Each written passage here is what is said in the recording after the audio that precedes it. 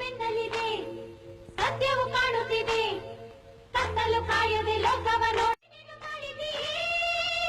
ನನ್ನ ಪುಟ್ಟ ಪತಿರಾಯ ಪುಟವಿಟ್ಟ ಚೆನ್ನಿಗರಾಯ ಕೇಳಿರಿ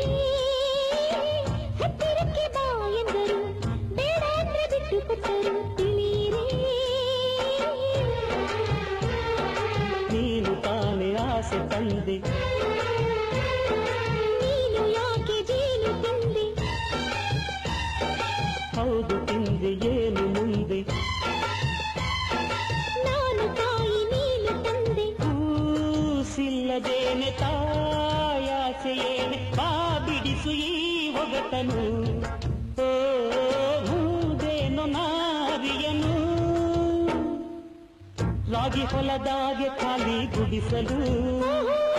ಗುಡಿಸಲಿಗೆ ಹೋದೆ ಮಾತು ಕೇಳಲು